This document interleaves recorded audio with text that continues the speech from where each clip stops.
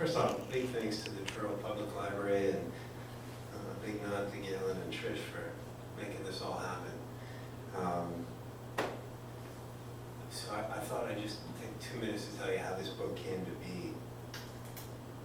Yeah, so as my mother mentioned, I've spent most of my career when I'm not in a classroom in different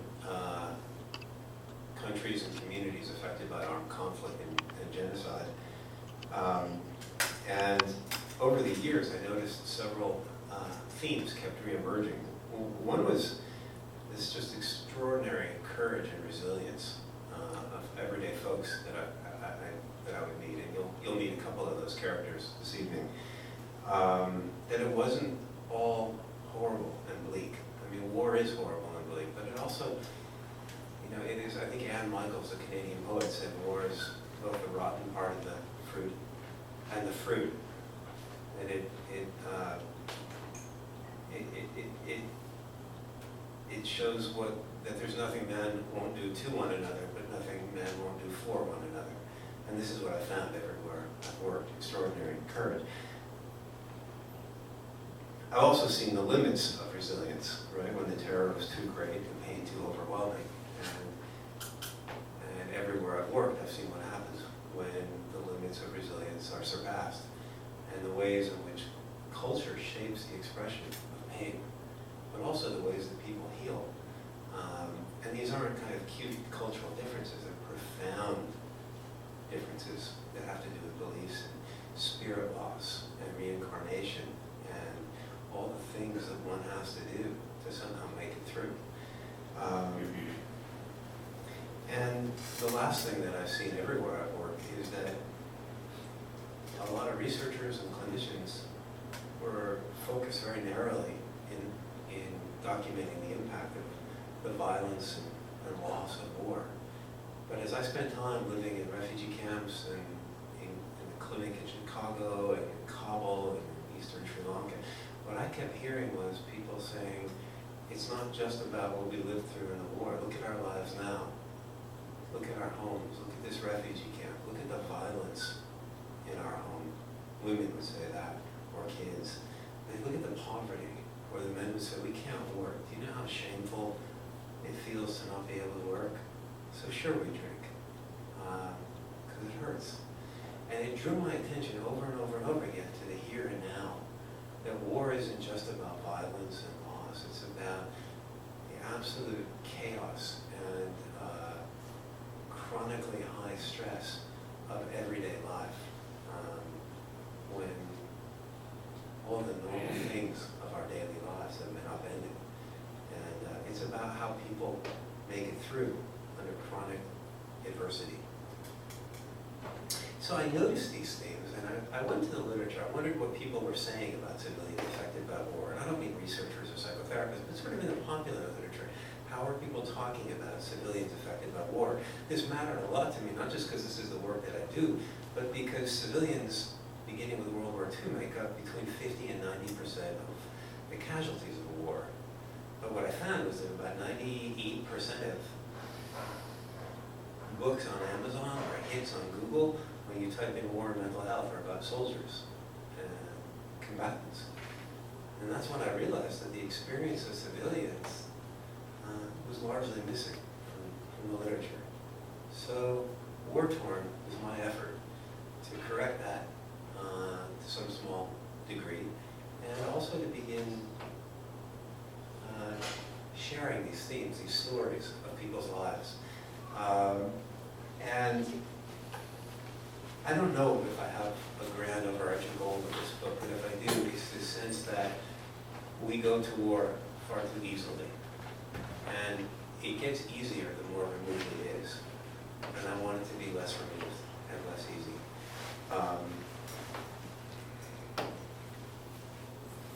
So let me begin. I'll begin where I began, in a small clinic in the highlands of Guatemala. This is 1991. The genocide in Guatemala was trailing off. It was still basically a military state and a state of terror in the country, but there was a civilian government, and people were making making small attempts to create healing spaces. I was a volunteer consultant at this Indian health organization, and this is a story called Frozen Grief. My colleague Martin was intense and animated. He was a great storyteller, always pausing long enough at key moments to just build the suspense, then finishing with an ending that left you laughing, or in tears, or simply bewildered by the crazy things that happened in this country. He came in one morning dressed in his usual jeans and buttoned-down shirt, looking agitated. "Man," he said, "you won't believe this one, Ken." "Okay, go on." "Well, he just heard about a woman, I'll call her Maria, maybe 50 years old, a Mayan Indian who lived in a small village near Lake Atitlan, the deepest lake in Central America. Atitlan is ringed by steep mountains that were thought to be home to armed guerrillas during the war. That made the villages surrounding the lake hot targets for the army, whose strategy was to terrorize the villagers into submission and destroy any real or potential support they might be inclined to offer the guerrillas. Maria's teenage son had disappeared during the height of the Army's Scorched Earth campaign. Soldiers took him away at gunpoint one night, along with several other young men from the community. And neither he nor any of the others abducted that night were ever seen or heard from again. That was 10 years ago, Martin said.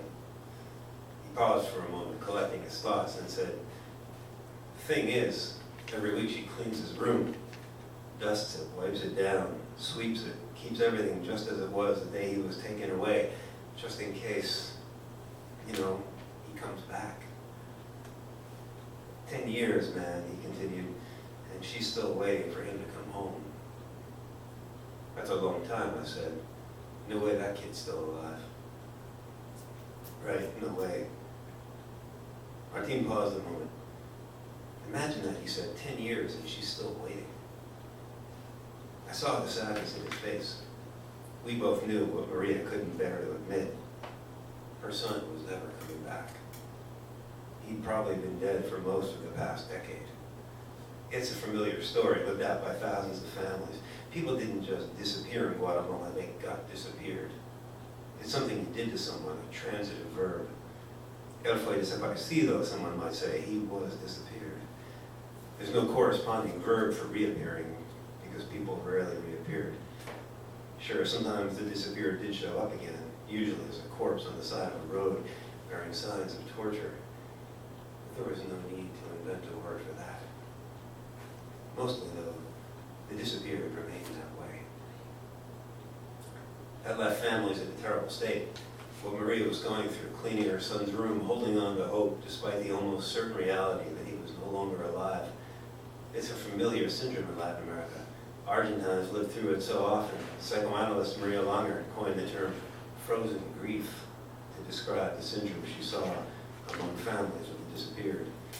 It's the painful uncertainty of not knowing a loved one's fate, the anguish and guilt if they give up hope and finally let go. It can feel like an abandonment. You don't want to imagine your child or parent or cousin being tortured in some dark and lonely prison cell, but you also can't let go of the possibility that they might still be alive and could somehow find their way home. So people hold on in a perpetual state of hope, even as they know just somewhere below consciousness that they're holding on to an illusion. As a result, they never really grieve. Healing gets put on hold indefinitely. A body would provide closure, however painful it might be, whatever signs of violence it might bear.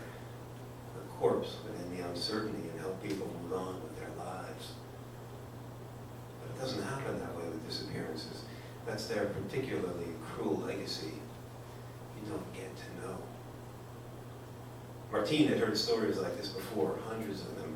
He'd lived through the worst years of the war, never left the country like a lot of his peers did, just kept his head down at the university where he was finishing his degree and hoped he wouldn't get targeted by the army like so many of his classmates and professors. He knew the stories, but for whatever reason, Maria's experience, the way she still cleaned her son's room in anticipation of his possible return, it really got to him. "He's never coming back, Martin said. "Right, I know. He's not. There's no way." "And she can't see that," he continued. can't allow ourselves to see that. He shook his head as if trying to clear the story from his mind, and poured himself some coffee and sat down at his desk. Morning in Guatemala.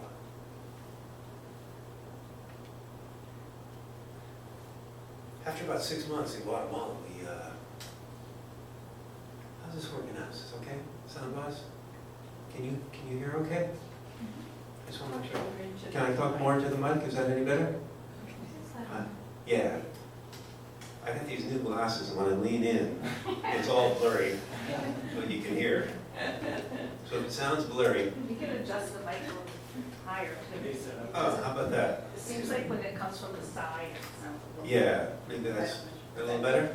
Okay, great. So this next story, after about 6 months in Guatemala, Debbie, my partner at the time, and I, we headed up to Mexico, just across the border, where about 130 refugee camps had been built, ranging from 30 families to hundreds of families. And we spent about a year living in 2 of those camps, working with the 2 communities. And we got adopted in one of the camps where we spent the most time by this wonderful family who we became very close to. And evenings we would, so they, all the houses were made of corn stalks or dried planks and had dirt floors. They were very simple. But this was a very loving, love-filled home. We were given a little shed in the back with planks on the ground, and it became our bed. And sometimes the kids would sleep with us and sometimes not. But after dinner, we'd always sit around the fire and tell stories. So this is one evening. The story is called Escape. We were sitting around the fire one night after dinner, Mateo, his wife Maria, Debbie, and I, while the boys played damas, or checkers nearby. We brought chicken and vegetables from the market in San Cristobal, and Maria had cooked up a delicious soup and served it with corn tortillas she'd made that morning. I asked Mateo if he'd share an animal story with us this evening. He laughed with pleasure at the request. He'd memorized a vast collection of traditional Cancobal animal tales. The Cancobales are one of several Mayan Indian groups in Guatemala, and animal stories that convey important life lessons are a rich part of their culture. Mateo told his stories with long pauses at pivotal moments, very intentional. He made it seem like he was just gathering his thoughts, but we knew better. He wanted us on the edge of our seats, waiting eagerly to hear what happened next. He'd gaze off somewhere, spin on the dirt floor, and then find his way back to the story. He also loved to spice up the narrative with Mexican curses, like when Rabbit asked Coyote, "Por qué me vas a chingar así? Why are you going to fuck with me like that?" The boys had heard the stories countless times, but they usually put the checkers aside and joined us when Mateo got started. You could never hear about the trickster Rabbit, wise in some stories and mischievous in others, or old Coyote, by turns gullible and deceitful, too many times. And of course, he changed things a bit with each telling. Like any good storyteller, Mateo didn't just repeat, he reinvented, adding new details so that the same old stories were never really the same at all. Tonight, though, he was congested. He couldn't breathe through his nose and was clearly uncomfortable. I pulled out some decongestants from my knapsack and offered him 2 tablets. He'd never heard of Sudafed, but swallowed them readily. And maybe I was just feeling playful after a long day of work, or maybe the wannabe anthropologist in me wondered how humor would translate across cultural lines. After he'd swallowed the tablets, I said with feigned concern, "Oh man, I should have warned you, these pills, they sometimes cause a 3rd leg to grow." Debbie looked up, startled by my bizarre comment. But Mateo simply gazed over at me with a curious expression. "Interesting," he said. "Small or large, 3rd leg?" "Oh, quite large," I said, "but one never knows." "Oh, good. It could be useful for long days in the cornfield. It'll give me something to rest on."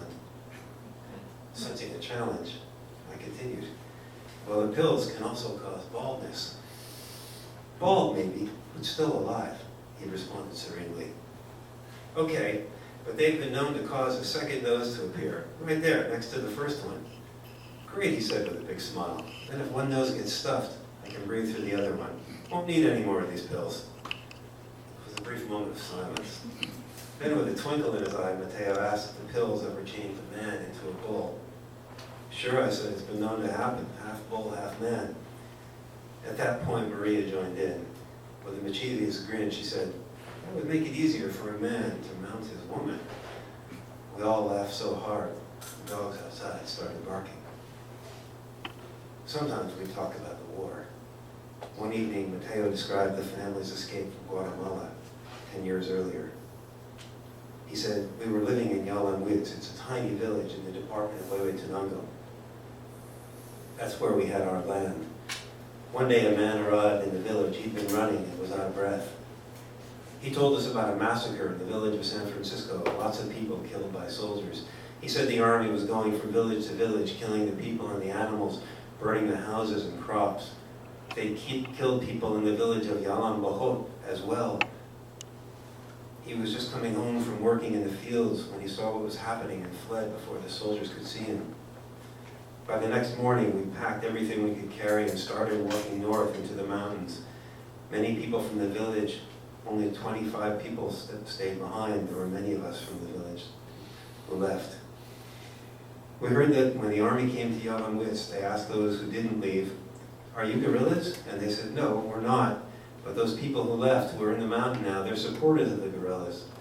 The soldiers asked, where did everyone go? And those who didn't leave, they said, they ran away, and I guess they pointed north towards Mexico. And then, under order from the soldiers, the people who stayed behind were forced to burn down the houses of those who had left. There were 9 of us from my family who left together, Maria and me and our children. The youngest was still just a baby, not even a year old. Our plan was to hide in the mountains and see what happened, wait for things to calm down. But you couldn't just walk out in the open. The army had helicopters, and they flew overhead looking for anyone fleeing, and there were soldiers everywhere. If they caught you, Mateo made a hand gesture, a kind of snapping motion with his hand that was common in the region. It meant really bad. So we made our way through forests and cornfields and stayed hidden that way. Once when it was night, we heard the sound of soldiers coming close to where we were walking. There was a road that ran through the field, and we hadn't realized how close we'd gotten to it. The corn was high and thick, and we sat down as quietly as possible while the soldiers walked past. See their boots through the corn stalks and hear their voices, the smallest sound, and they would have found us. We all held our breath, breathed as quietly as we could. Maria kept her hand over the baby's mouth so he wouldn't cry. Finally, the soldiers disappeared down the road, and we continued on our way. He paused then, looked away and spat. We all sat quietly. The dog barked outside, but otherwise the only sound was the gentle crackling of the fire. Mateo continued his story. We spent 2 months in the mountains before we came down into Mexico. It was a terrible time. It was the rainy season, and the sound of the wind blowing through the trees at night was scary. We had only a plastic sheet for protection. We had no food, so we ate what we could find in the forest. The mosquitoes were terrible, and there were other insects. It hurt a lot when they stung, but we had no protection. Finally, after 2 months, we realized the war was not going to end soon. That's when we decided to come down out of the mountains into Mexico.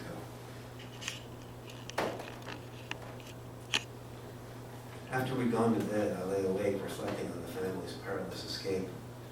I was struck by the precariousness of life in the context of war. It's all right there in that image, a terrified family huddled in a darkened field, trying desperately to remain silent and unseen. A broken twig, the sound of an infant's cry, the smallest noise as the soldiers passed by, and everyone in the family would have died in that cornfield. But they made no sound. They survived the night and the days and nights that followed, and disappeared into the safety of the thickly forested Cuchimatan Mountains that lay to the north.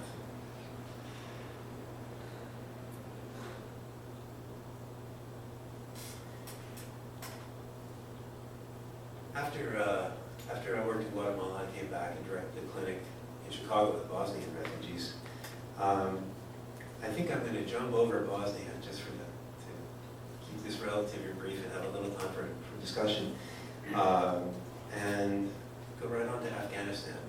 So I left Chicago after 2 years at the clinic, wanting to find more creative ways of working.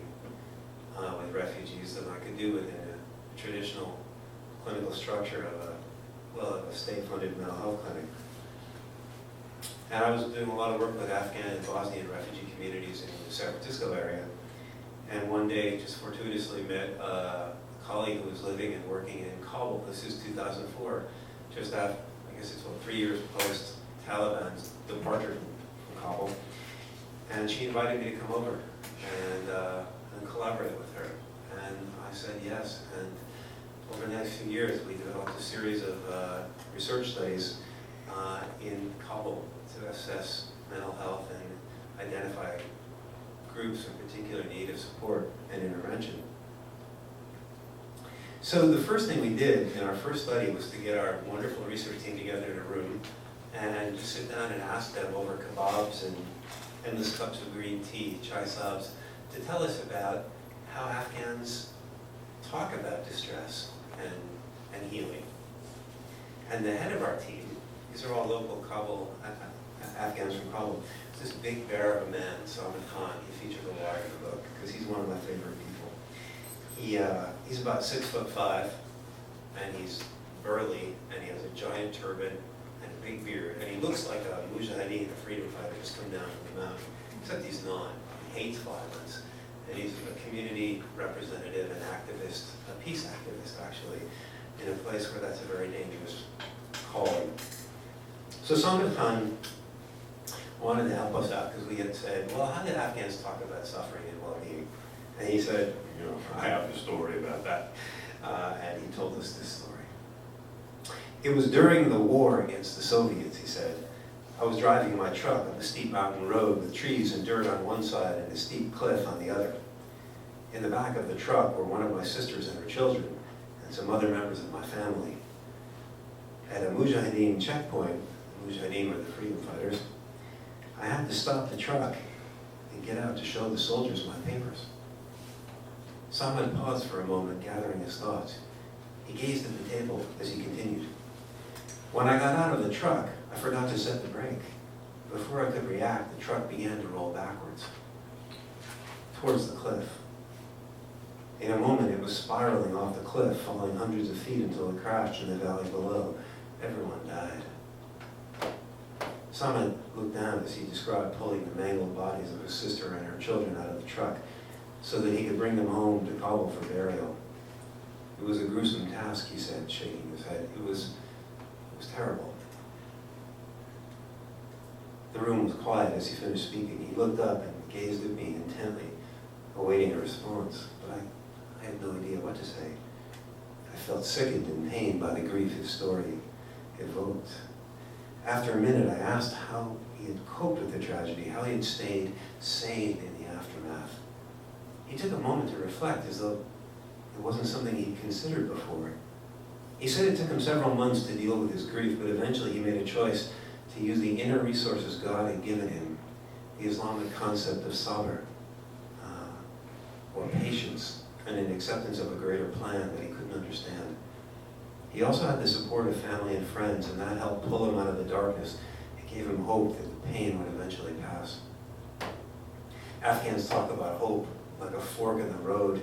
If you hold on to it, you'll emerge from despair and in time recover emotionally. But if you let go of hope, if you go down the other road, it leads to what they call leaving the world. It's not suicide exactly, because you don't die.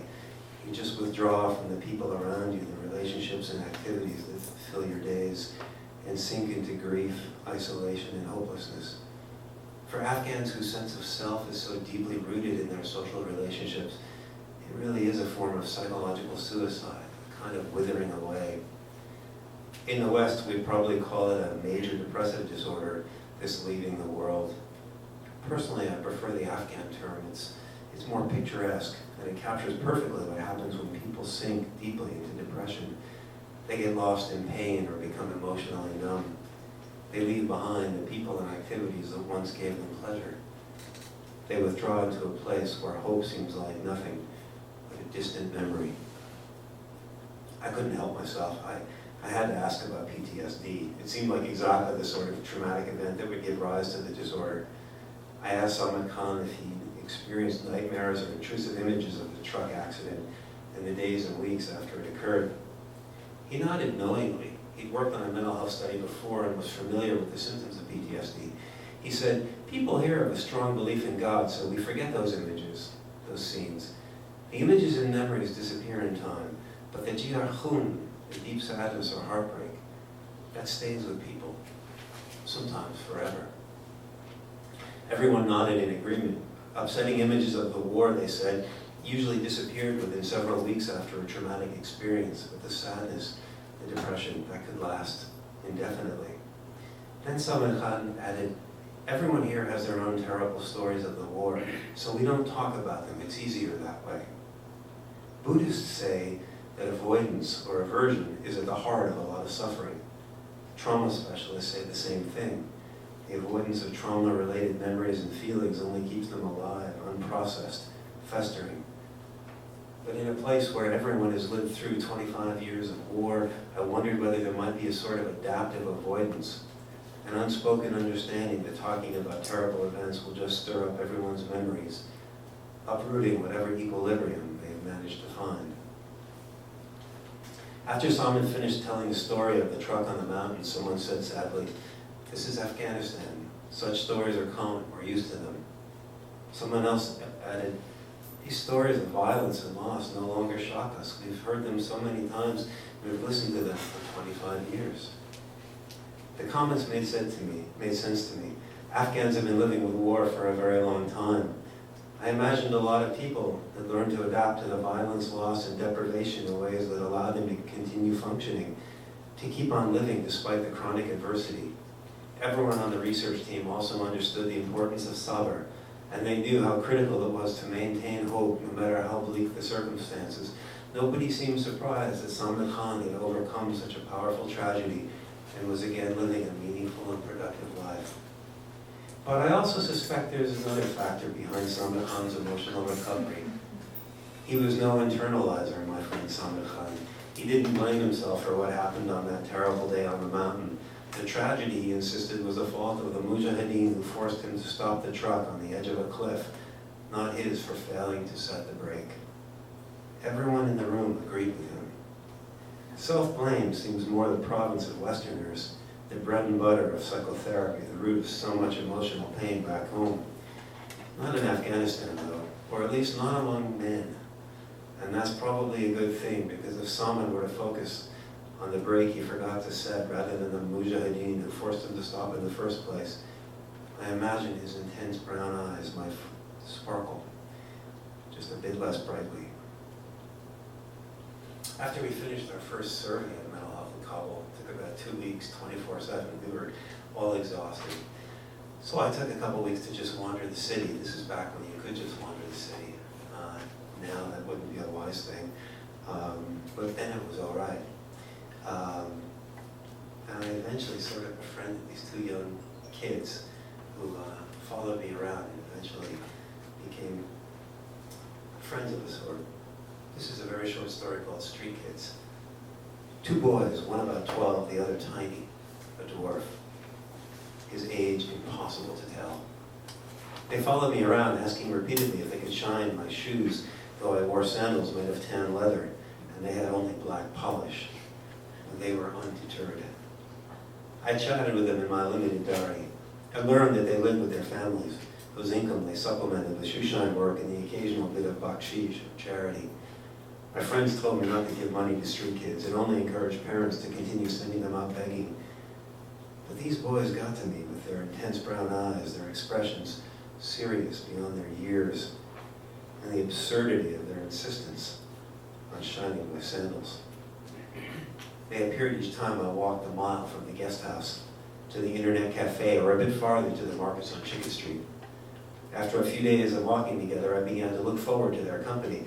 One day when they didn't appear, I grew worried and wondered if they were all right. Kabul is a rough city with a dark underworld.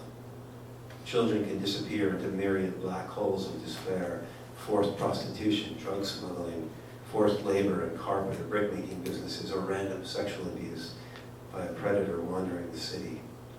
But a lot of the kids who worked the streets were savvy, street-smart survivors. who could spot danger and vanish in an instant. I hoped my two young friends were among the clever ones. The next day, en route to the internet cafe, I heard familiar voices approaching from behind. "Hey, mister, Shushanai?" I looked down at my sandals and smiled. In 2006, I was all set to go back to Kabul for the third round of studies when my colleague, Pat O'Bee, got sick and had to fly back to the States for treatment. So I had all this grant money that was not earmarked for a particular grant. I could do whatever I wanted with it. And I had a Sri Lankan colleague, Kenneth Fernando, a psychologist at UCLA, whose funding had just fallen through for a project that she had designed and was ready to go in the eastern district of Sri Lanka, right on the front line, eastern front line of the civil war between the Sinhalese or Buddhist government and the Tamil Tigers. So we partnered up. I went to Sri Lanka, funded the study, and she invited me in. And I went over about a week before she got there just to see the island. This was about a year and a half after a tsunami had laid waste to much of the coastal part of the country. It's about 20 miles south of India.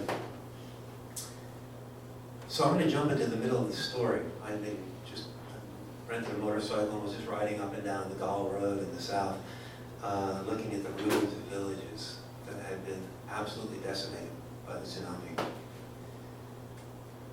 Back at the hotel, I parked the motorbike and wandered down to the internet cafe across the way. A young man with a friendly smile waved me over. We'd seen each other in the cafe before, but we'd never spoken. He introduced himself as Sampath and invited me to sit and share a glass or two of lemon gin.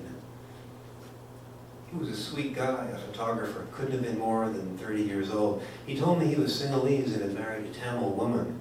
That shouldn't matter, but in his view it ended up getting her killed and turning him into a widower. Sampath said that he and his wife were expecting a child some years ago, and during her last month of pregnancy, she traveled north to see her parents in Jaffna. He said the Tamil Tigers decided to send a warning message about Tamils marrying Sinhalese. So they tied his wife to a signpost and cut open her belly, killing both her and the unborn child. He described this graphically, motioning with his hands to make sure I understood the gruesome nature of the murder. As he spoke, he looked into my eyes with an unsettling intensity to be sure I was listening. As he spoke, then he gazed into the distance behind me, as if pulled into the terrible imagery that he just described. I found myself feeling thankful for the numbing effect the gin was having on my brain. I didn't want to picture the scene he painted, and the gin kept things blurry. Sampath continued with his story. He said he still woke up every night from nightmares about the child he never had the chance to see, his only memory, an image of his butchered wife and the fetus she carried. The images won't stop, he said. It didn't matter whether he was awake or asleep. It had been 12 years, and the gruesome pictures just wouldn't go away. I uttered some words of empathy, but he talked right past me. Didn't even seem to hear me. After the killing, he hit bottom, wandered up to Goa, a former Portuguese colony that's become a hippie and techno scene on the northwest coast of India. There he became addicted to anything that would numb the pain and dull the memories. He eventually found his way to a rehab center back in Sri Lanka in the beautiful mountain city of Kandy. And it was in Kandy that he met one of Golda Meir's grandsons, who was the former prime minister of Israel, who invited him to come to Israel and spend some time on a kibbutz. It sounded appealing, a chance to connect with the land and with himself as well. In Israel, Sampath got his life together and came back to Sri Lanka and started a photography business. It was really taking off, he said. Business was good, and he was feeling hopeful about the future for the first time in years. One night in December of 2004, he was shooting a wedding at the Lighthouse, a ritzy hotel on the south coast, just off the Gal Road, a few minutes from where we were talking. It was late when he finally was able to head home, so he left his gear in the hotel rather than carry it with him on his motorcycle. The tsunami hit that night, and the water destroyed everything, all of his equipment. Sisyphus in the boulder, a life rebuilt, taken down again by a series of massive waves. We sat in silence for a few moments, listening to the sound of the waves breaking against the beach. He smiled then, in a genuine way that caught me by surprise. Who could smile after what he'd been through, the story he just told?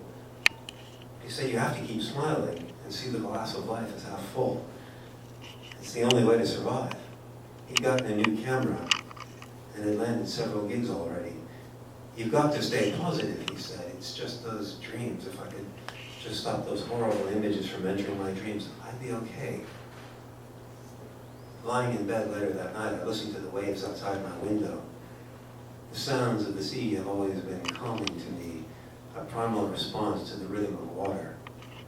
But this night the ocean made me uneasy, its destructive power barely hidden beneath the gentle sound of the waves.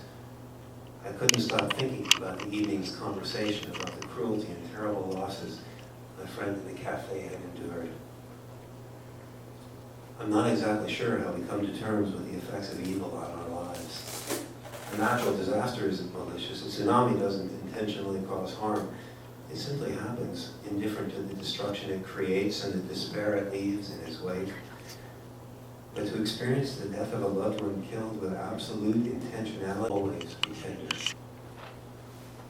And yet, so many survivors of traumatic violence do seem to find ways of seeing the glass of life as half full. I continue to marvel at this will to not just survive, but to really live, to build anew, to regain one's faith in the better side of human nature. I've seen it everywhere my work has taken me. It's inspirational, like watching a flower grow out of concrete or break through the surface of snow. At times it feels like witnessing something quietly profound, a kind of inner grace that springs from somewhere just beyond my comprehension.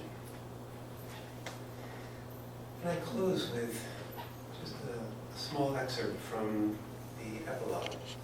In 2015, I'd finished the book, but it needed an ending, partly because it had a prologue. My editor said, you can't have a prologue without an epilogue. And I said, yeah, but it's over, the book is done. You need an epilogue. So I wrote an epilogue, and she said, that's not a good epilogue.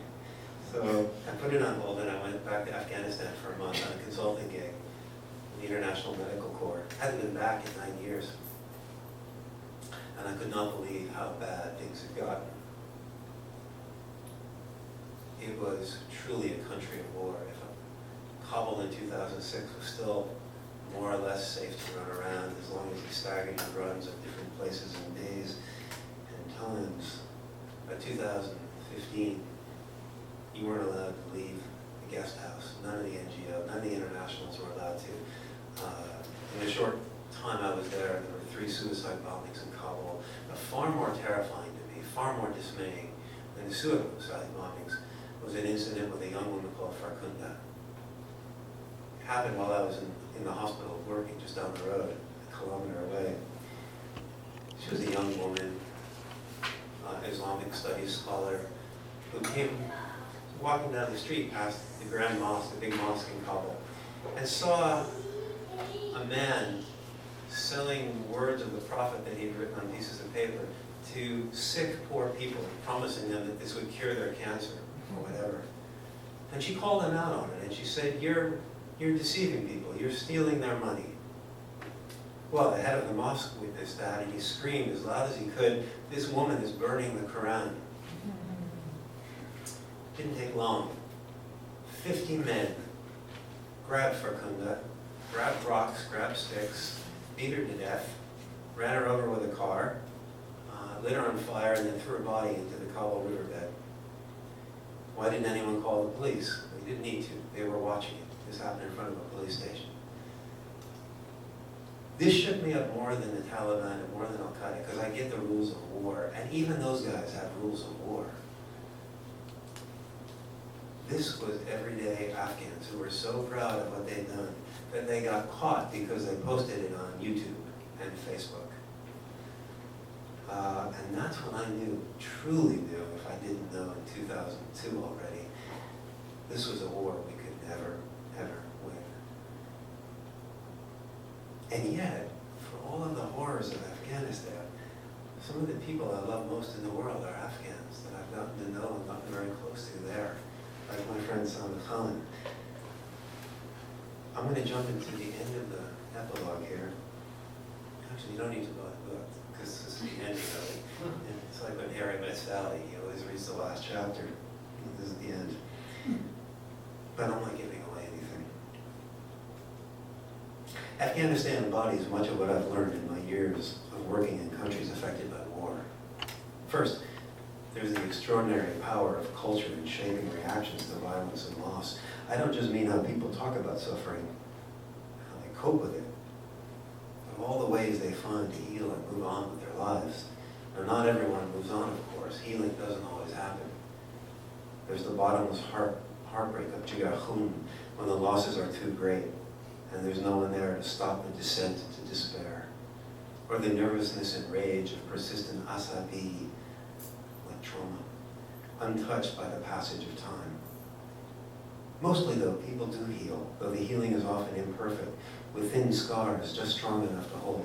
The support of family, the power of faith, and the patience and will to endure, known as sabr, are enough to help most people find their way to solid ground. Then there's the reality that suffering in settings of armed conflict isn't just about the violence of war. There's a growing recognition of the impact daily stressors have on mental health, the stressful conditions of everyday life. The social fabric has eroded, poverty is widespread, and all forms of violence have become legitimized. The abuse of women and children in Afghanistan, as in other war zones, is no less a source of trauma and despair than suicide bombings and rocket attacks. And finally, there is this. Darkness and light always coexist. The savagery of armed combatants is pervasive in Afghanistan, as it is in other war zones. But so too is the courage of peacemakers and community leaders like Samir Khan, who won't be silenced by fear. Corrupt politicians who pocket aid money and adorn their heavily guarded mansions are easy to spot. But look around, and you'll find community organizations working tirelessly to heal the social and emotional wounds of war, build schools, teach women to read and write, and get poor families loans to start their own businesses. I don't know what impact these organizations have, what they're actually able to achieve under the difficult circumstances in which they carry out their work. I do know this, however. I find inspiration in their impassioned commitment to counter the myriad effects of war in all their many forms. I feel a renewed strength and a deepened sense of meaning when I think of my friends here and in every war-torn country in which I have spent time. Their work is a kind of love story, and it is for me profoundly redemptive. Thank you.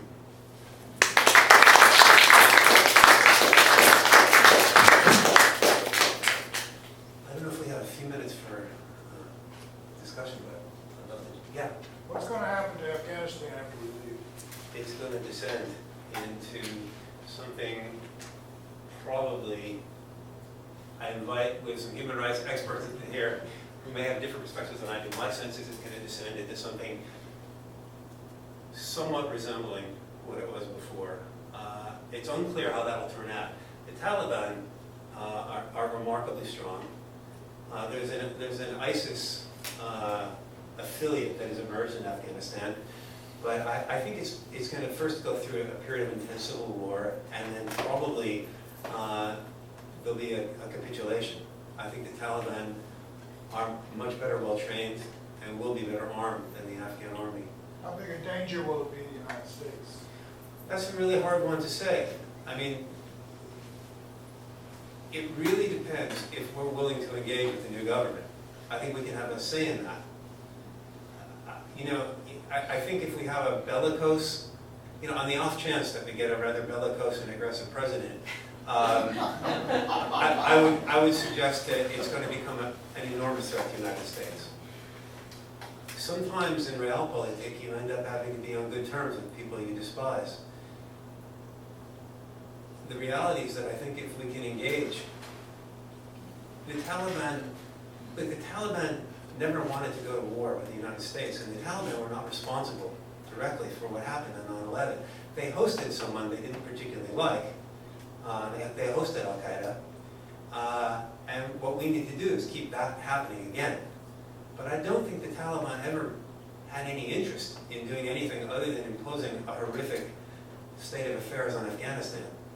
And I think one of the hard things that we may have to live with is that Afghans may live under a horrific state of affairs.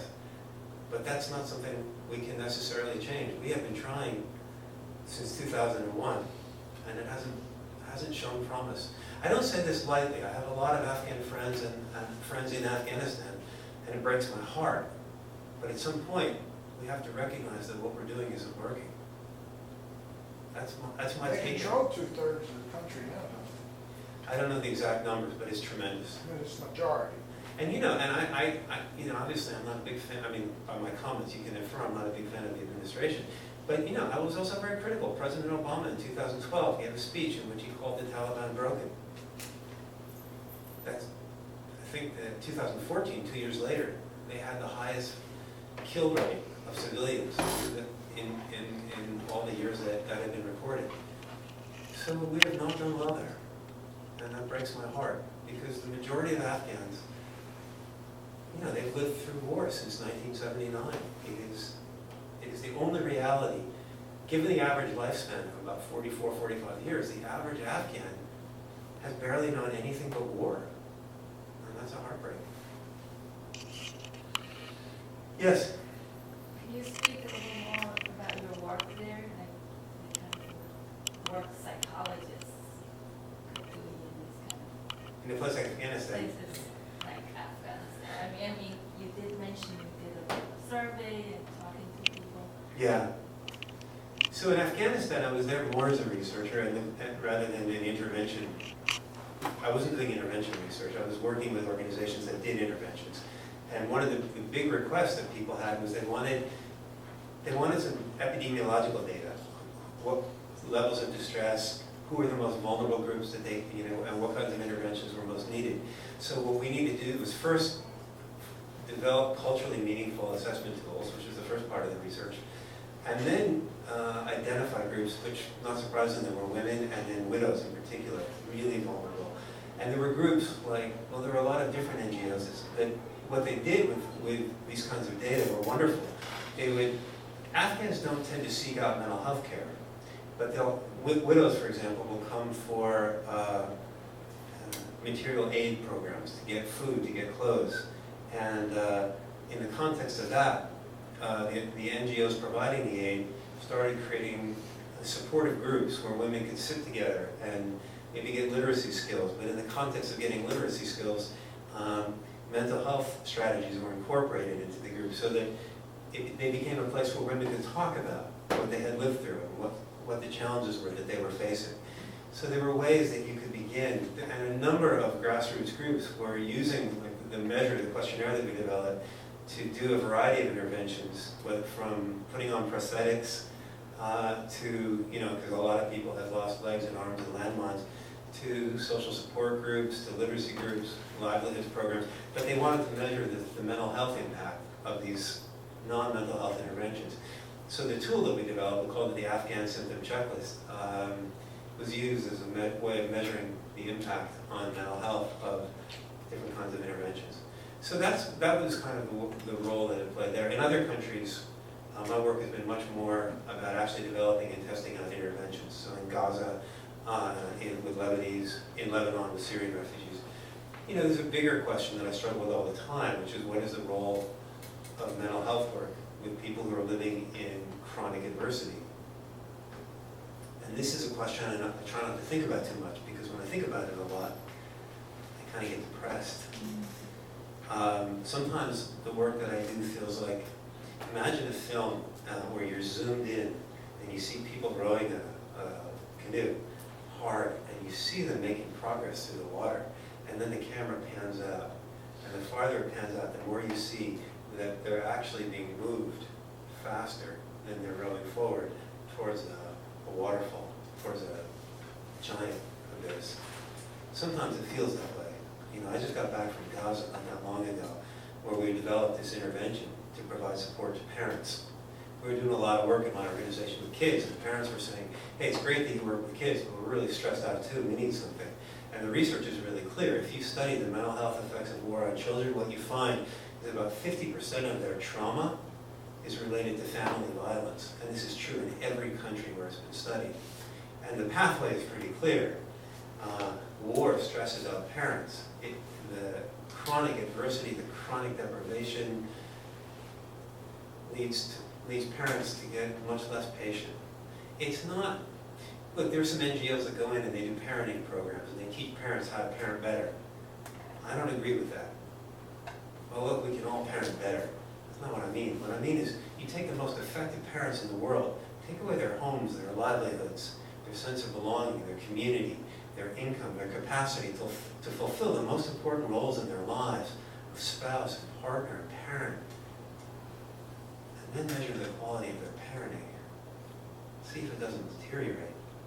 So what we did is in my organization, we developed a program where the first 5 weeks is for parents, is just about helping them regulate their own stress and distress and get the support of the group. And we have a lot of mindfulness techniques that they learn. And then we focus on parenting in adversity. So anyway, we're doing it in Gaza, and the Gazan parents loved it. It really caught on, and the Syrians have loved it. So now we're testing it out in a big randomized controlled trial.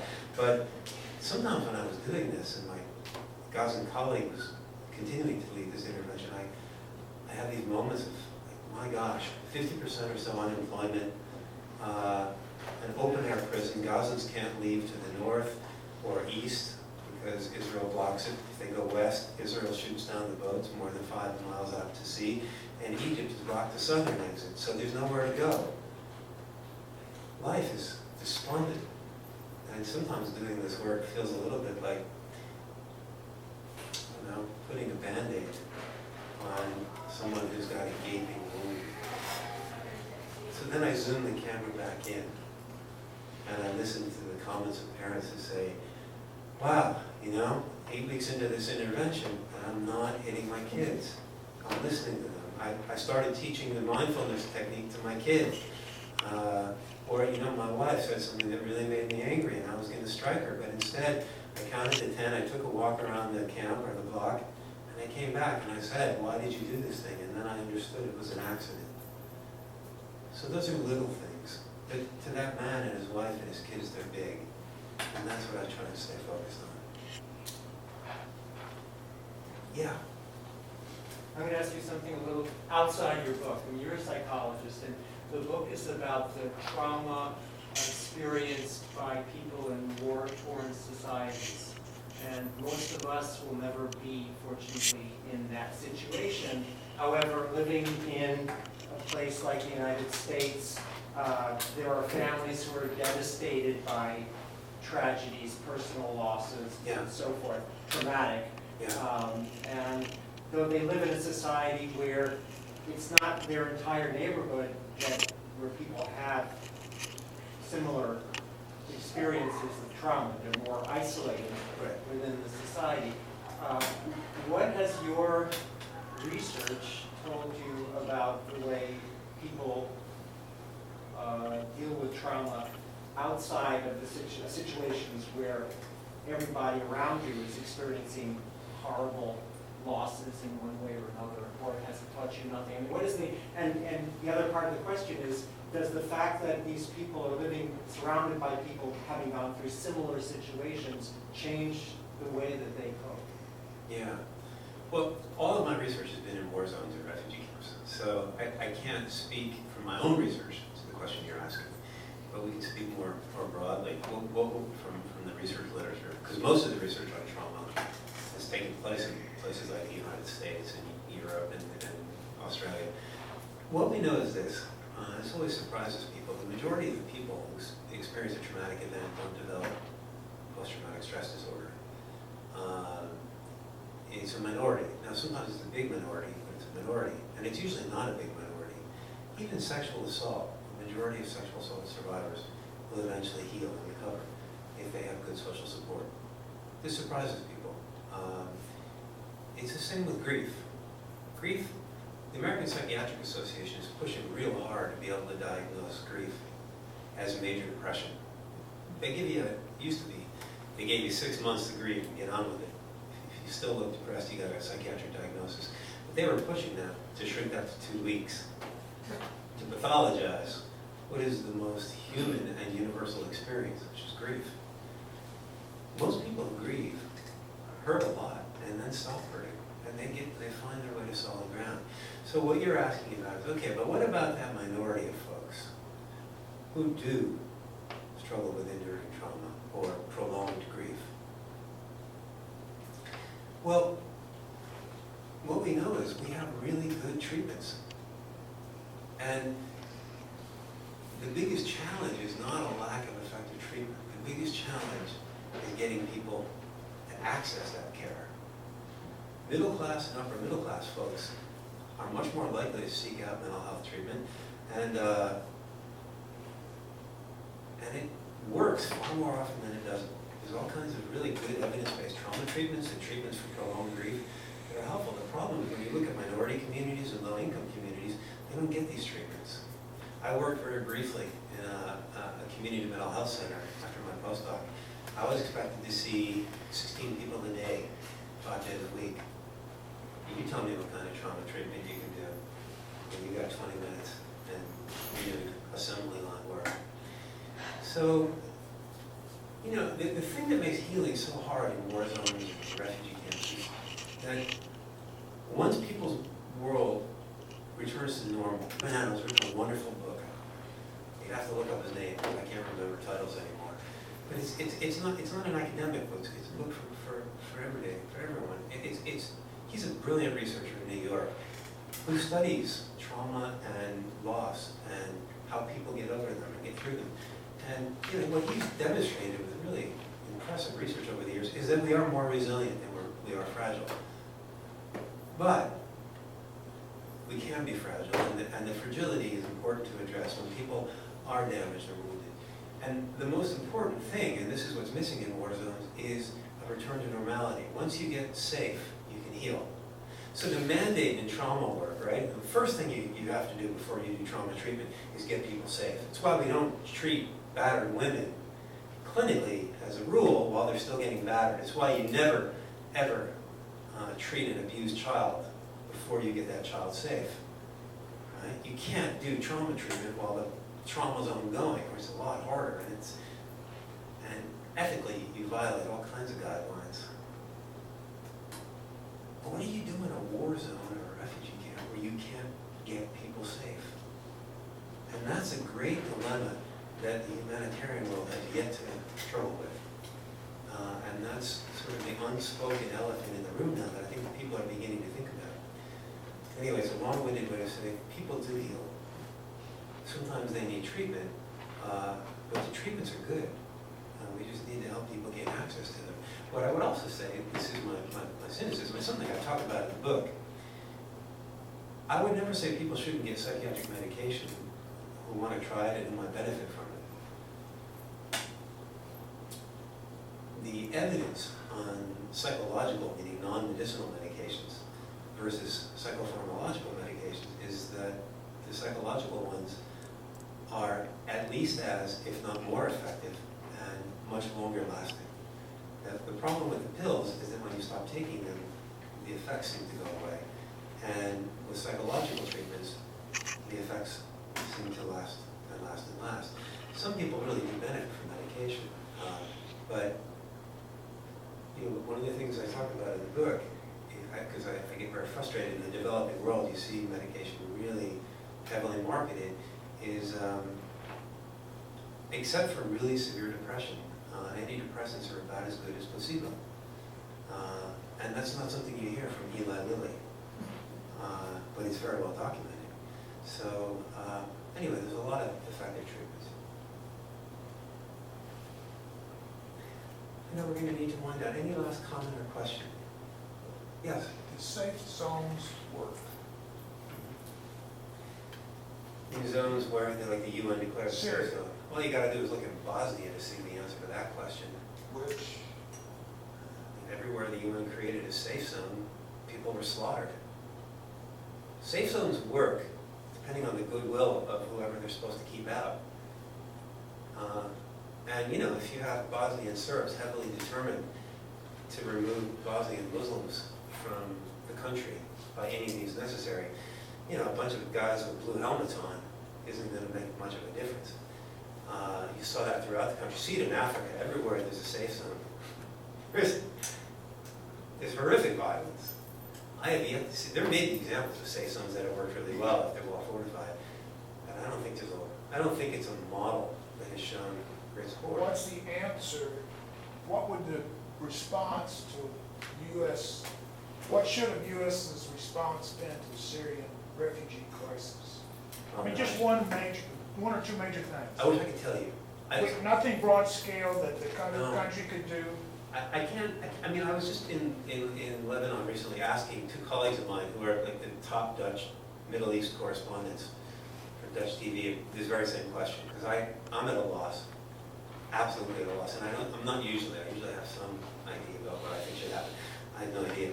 And what they said is, they didn't know either, that whatever opportunity there had been had come and gone. I think they felt that there was a time really early on where, so if you remember the history, right, it was a group of young people protesting against the Syrian regime, against just the conditions of life in the country, the devastation through climate change of the farm industry. All farms were disappearing. This is the worst drought in recorded history in Syria. There were all kinds of repressive measures, and these young people went out and they protested. There was no ISIS in Syria at that time, and they were met with horrific violence. They were tortured, people were killed. Well, that triggered a counter-reaction, and that counter-reaction, and then you had the emergence of a civil war. And into that chaos, ISIS stepped. I don't think it was called the Islamic State, it became the Islamic State. It settled in Raqqa, I believe. And early on, some people believe we could have sided with the protesters against Assad. But you know, one of the things I've learned is that hindsight is cheap, and interventions that look pretty clear-cut, like let's get rid of Gaddafi in Libya. I wouldn't want to have a vacation home in Libya right now. No, but you've been in these places before, and you see them over and over again. Doesn't it ever, any of you guys ever brainstorm to think what response would diffuse? Yeah, sure you think about it. But Sometimes there's no standard. there's none. There's just none. Yeah, it's frustrating as hell. I agree. Now, mind you, I'm not a politician, but look, clearly the politicians haven't solved this one either. I'm mindful that you've been incredibly attentive for over an hour, and so we probably wind it down. I want to thank y'all for coming out. It's a beautiful summer night in Cape Cod, and I'm sure there were other places you could have been. So thanks so much for coming out. If you're interested in the book, we've got some copies up front, or otherwise just stop by and say hi. Thank you.